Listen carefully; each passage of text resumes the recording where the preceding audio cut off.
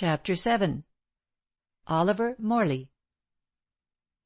In due time the body of Daisy Kent was buried. Her remains were laid by those of her father in the very churchyard about which she had complained to Giles a short time before the tragedy of her death. Ware, being still ill, did not attend the funeral, but a large concourse of people from all parts of the country followed the coffin to the grave. Morley was a chief mourner, and looked haggard, as was natural. Poor Mrs. Morley remained at home and wept. She did little else but weep in those days, poor soul. When Mr. Drake had finished the service and the grave was filled up, the crowd dispersed. There was a great deal of talk about the untimely death of the girl and the chances of her murderess being caught. Everyone believed that Anne was guilty, but as Steele had kept his own counsel and Mrs. Perry held her tongue, no mention was made of the tall man. The chatter of Cissy Jinks and Martha Gibbs certainly seemed to inculpate him in the matter, but only the villagers talked of this especial point. It never reached the ears of the reporters, and did not get into the papers. But the journals gave a good deal of space to the affair, and hinted that it was what the French call un crime passionnel. Still, no paper was daring enough to hint at Giles and his presumed connection with the tragedy. It was merely stated that he had been engaged to the deceased girl, and felt her death so deeply, as was natural, that he had taken to his bed. Of course, this was an embellishment of facts, as Ware was simply laid up with an attack of pneumonia. But for the benefit of the public, the journalists ascribed it to romantic and undying love. Giles, who was a matter-of-fact young Englishman, did not see these descriptions, or he would have been much disgusted at the sickly sentimentality. Meantime, no news was heard of Anne. It was not known that the tall stranger had been with her, for several people had seen the car passing on its way to Tilbury. It was a lucky thought that had made Trim take that particular direction, and merely by chance that he had stumbled on the motor overthrown in a hedge. Evidently an accident had occurred, but no one was near at the time, as it took place some little distance from Tilbury and in a lonely part. But it was conjectured that the two occupants had proceeded on foot to Tilbury. A boatman was found who related that he had taken a lady and gentleman across to Gravesend, and that the gentleman walked a trifle lame.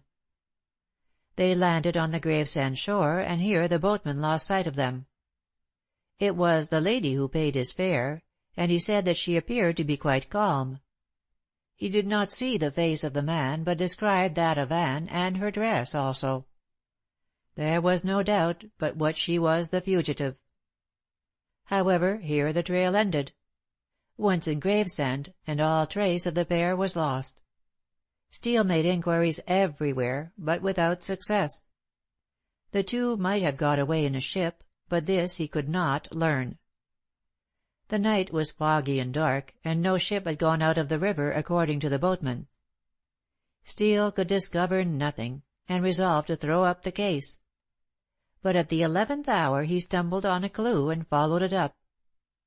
The result of his inquiries made him return at once to Rickwell, where he sought out Mr. Morley. The little man had sent his wife and family away from the Elms, as the atmosphere of the house was melancholy in the extreme. Mrs. Morley, not averse to more cheerful surroundings, elected to go to Brighton with the triplets, and took 2 servants with her. Morley remained behind with a reduced staff, and promised to join her later. He desired to wait until he could see the detective. His wish was speedily gratified, for 3 days after the departure of his wife, Steele made his appearance. Morley received him in the library. "How do you do, sir?" said the detective, as they shook hands. "I am glad to see that you are looking better." "I am getting over the shock," replied the other. "Now that the poor child is buried, there is no use mourning further. I have sent my wife and family to Brighton, and propose to follow myself in a day or so." "I am lucky to have caught you, then." "What? Have you found any clue?" "I think so. It is connected with the Scarlet Cross." Morley, who was warming his hands over the fire, looked round eagerly, and his eyes flashed. "I thought there was something in that reference. You remember the letter, Steele?" Yes, and I showed it to Mrs. Perry." "To that meddlesome old woman? Why?" "It's too long a matter to go into, but it was just as well I did. She gave me this little ornament." Morley turned over the enamelled cross and examined it carefully. "Humph! It is the kind of thing Miss Denham said was worn by her dead father." "Exactly. Well, Mr. Morley, either the father is dead, as she told you, and that cross was worn by a stranger, or the man who called to see you here was the father." "How do you make that out? What do you mean?" said Morley, and his face exhibited genuine amazement. For answer, Steel related what Mrs. Perry had told him about the discovery of the cross, and how she had put two and two together. "And now, sir, you must see that in some way this stranger is connected with the crime. He called to see you. May I ask what you know of him?" "Absolutely nothing," replied the other emphatically. "Wait. I must show you something." He rose and went to his desk. "Of course, I am telling you my private business," he added, opening a drawer, "so don't, please, speak about it." "If it has nothing to do with the murder, I won't. But if—" "Pshaw! That is all right. I know as much about these things as you do. However, we can talk of that later. Meantime, cast your eye over that." And he placed a document on the table. "A judgment summons for £500, said Steel, with a whistle. "Did he serve this?" "Yes," replied Morley, returning to his seat with a gloomy face.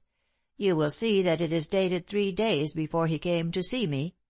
I have outrun the constable, and have the greatest difficulty in keeping my head above water. This man, I don't know his name, said that he came from those solicitors." "Asher, Son and Asher," read out the detective. Morley nodded. "Of 22 St. Audrey's Inn. A firm of sharpers, I call them. The money has certainly been owing a long time, but I offered to pay off the sum by degrees. They refused, and insist upon immediate payment. If they would only wait until the war is over, my South African shares would go up and there would be a chance of settling the matter. But they will not wait. I expect a bankruptcy notice next." "I am very sorry for you, Mr. Morley, and of course I shall not betray the confidence you have placed in me. But the point is, what is the name of the man who served this?" "I don't know. I never asked him his name. He entered by the front door and served this here. I sent him out by the window, so that the servants should not see him again. He had the look of a sheriff's officer, and one can't be too careful here. I believe Mrs. Perry pays my servants to tell her what goes on in my house. I didn't want her to learn about this summons." "I can easily understand that," replied the detective, "and I see now why you let the man out by the window. You left the room with him?" "Yes. I didn't say anything much at the inquest beyond that he was a visitor, and I was relieved when I found that no questions were asked. But I walked with him to the end of the terrace and saw him go down the avenue. Then I returned to this room, and found Miss Denham waiting by the desk. I asked her what she wanted. She asked for her wages, as she was leaving the next day. I had no ready money, and promised to see to it before she departed. Then she went out, and shortly afterwards Miss Kent came in to say she had seen the man go down the avenue. She asked me who he was, and I was rather short with her, poor creature," and Morley sighed. "I wonder why the man went to church?" "I can't say that, but I can guess that when he knew who Daisy was he wanted to speak to her." "What about?" asked Steel eagerly. "About me and the summons. You see, Steel, there is a half uncle of Daisy Kent's who went to Australia. He said that if he made his fortune he would leave the money to her. Whether he is dead or alive I don't know, but certainly she did not get any money left to her. Powell's solicitors are Asher, Son and Asher." "Powell? I thought the uncle would be called Kent, unless of course he was uncle by the mother's side." "I said half uncle," said Morley dryly. "Powell is his name, William Powell, and his solicitors are those who issued that judgment summons. I expect the clerk wanted to tell Daisy about my position and warn her against lending me money. As though I should have asked the girl for sixpence. I don't see why this clerk should warn Miss Kent. Well, you see, Daisy had 100 a year and they pay it to her. As she might one day be an heiress, I suppose they think it as well to keep an eye on her. This man could not have known that Daisy was in church, and may have just gone there to kill time. But when he saw her and knew who she was, I dare say he wrote that note asking her to come outside and be told all about me." "It might be so. Was the note found?" "Not to my knowledge. But you should know, being a detective." "I'm not omniscient," replied Steele good-humoredly. "It is only in novels that you get the perfect person who never makes a mistake. Well, to resume, I don't see why the clerk should have killed Miss Kent." "He did not kill her," insisted Morley. "I was in the room with him from the time he entered by the door to the time he left by that middle window. He had no chance of stealing the stiletto. Now Miss Denham had, for she was in the room alone for a few moments. But why should she have taken the clerk with her on the car? If she killed the girl, her object must have been to escape herself." "I can't explain. Perhaps this clerk saw the crime and hoped to make money out of it.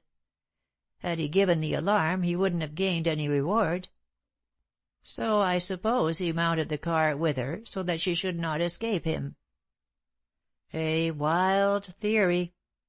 "It's the only one I can think of," responded Morley. "But if you want to know more of this man, go up to Asher, Son and Asher. I dare say they will be able to give you his history." "And the Scarlet Cross?" "I know nothing about that. I did not even notice if the man had such a cross on his chain. In fact," added Morley frankly, "he was too shabby and poverty-stricken to have a chain. I think Anne Denham killed Daisy. You think this man did, and—" "Pardon," protested Steele. "I have not yet made up my mind. But the two fled together, and there must be some reason for that." "If so, it will be found in the past history of both, or either. You know where to look for the man. I can get from my wife the address of the Governess's Institute where she engaged Miss Denham. That is all I can do, unless I take up the case myself." Steele looked up with a laugh. He was copying the address of the solicitors from the summons, but could not help pausing to reply to this egotistical remark. "Why, Mr. Morley, what do you know of such work?" he asked, bantering. "Much more than you would give me credit for. Did you ever hear of—by the way, this is another of my secrets I'm telling you, so please don't repeat it." "Are you going to say that you were in the profession?" "I am. You may have heard of Joe Bart?" "I should think so," said Steele quickly. "He had a splendid reputation and was much thought of. But he retired before I came to London. I was in the country police for a long time, but—" he started up. "You don't mean to say that—" "That I am Joe Bart," interrupted Morley, not ill pleased. "Yes, I do. I retired over 10 years ago, more fool I. You see, Steele, I grew wearied of thief catching, and as I had a chance of marrying a widow with money, I took the offer and retired. But," he looked at the summons, "the game wasn't worth the candle. I have had nothing but trouble. Still, I am devoted to my wife and her children." "And you have forgotten your former glory," said Steele enthusiastically. "Surely not. That Hatton Garden jewel robbery, the man with the red coat who committed the Litchfield murder, and—" "I remember them all," said Morley with gentle melancholy. "I have a full report of all the cases I was engaged in yonder." He nodded to a distant shelf. "Sometimes I take those volumes down and think what an ass I was to retire." "But see here, Mr. Morley, you are hard up, you want money. I am sure they would be glad to have you back at the Yard. Why not recommence your detective life with searching out this case?" Morley, late Joe Bart, shook his head. "There is no difficulty about this case to tempt me," he said. "Anne Denham killed the girl. But I must say I should like to find out about this clerk, and why he went off with her. Still, it is useless for me to become a detective again. In the first place, my wife would not like it, and in the second I have lost my keen scent. I am rusty. I am laid on the shelf. No, no, Steele.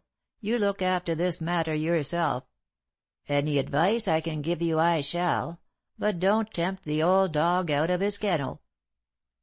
Steele looked admiringly at his host. Bart had been a celebrated detective in his day, although not one of the best. Still, he had made a reputation on 2 or 3 cases which entitled him to respect. "I should be proud to work with you, Mr. Morley." "Well, well," said Morley, rather pleased, "we'll see. At present I must put my wits to work to get money to prevent my being made bankrupt. Now don't give me away, Steele." "I'll say nothing. I suppose your wife knows that you were—" "Of course. But she made me promise to give it up. Therefore, you see, I can't take up this life again. But my advice to you, if you care to take it, is to look after the governess and leave the clerk alone. She is guilty. He is not." "I'll look after both," said Steele firmly. "After both, Mr.—Bart." Morley laughed. "Report to me all you do," he said, and this Steele willingly promised. End of Chapter 7. Read by Céline Major.